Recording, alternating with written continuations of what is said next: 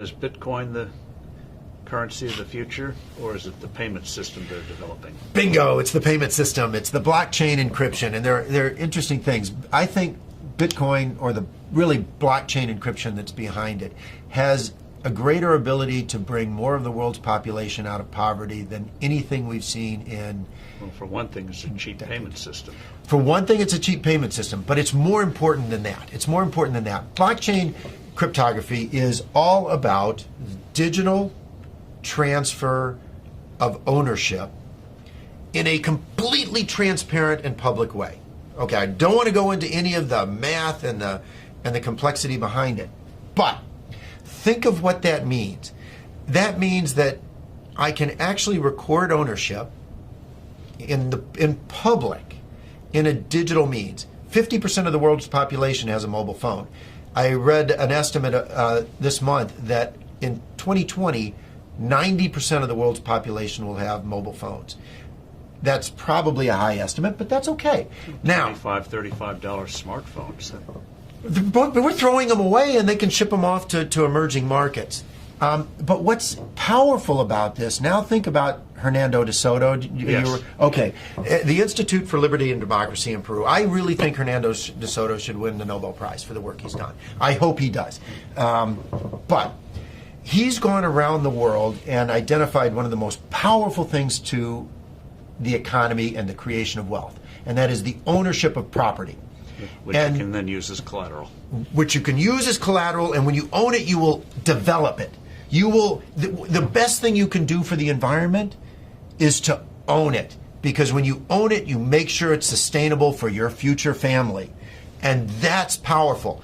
But they don't have the ability to own it. If you live in a shanty town, you operate outside of the legal economy. It's not that you want to operate outside of the legal economy, but you have no ownership of any property. Although in the neighborhood, everyone knows who owns what. And once you introduce blockchain cryptography, guess what they can do? Have a public ledger of ownership and transfer that cannot be denied, because it's absolutely transparent. It's absolutely transparent.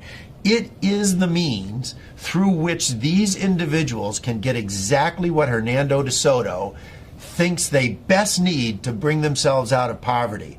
It is so much more profound than that, but at its very basis, it has the ability to give these individuals the right of ownership to property.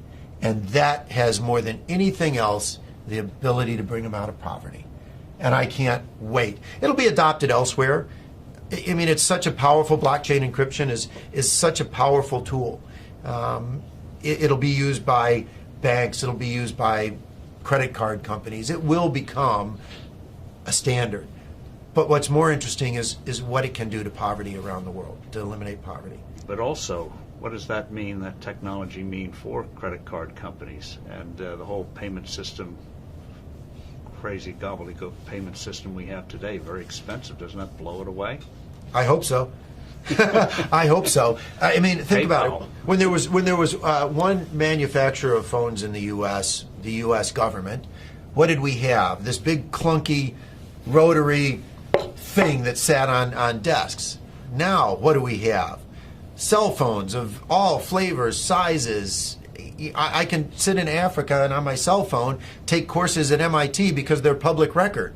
It's absolutely astounding what happens when you can actually innovate around the world and compete.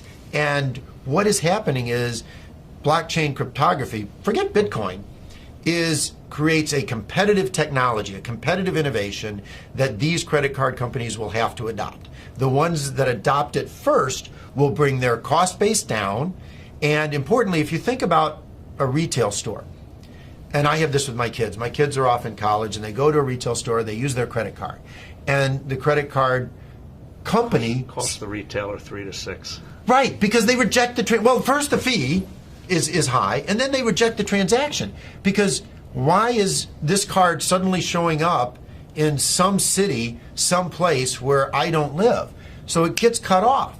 Well, with blockchain cryptography, the buyer and the seller automatically trust each other over an untrusted network. That's what's so powerful about it. A blockchain-based transaction is verified within 10 minutes. It's not verified within 10 minutes for a credit card, which is why 5 to 10% of all transactions are rejected on the spot.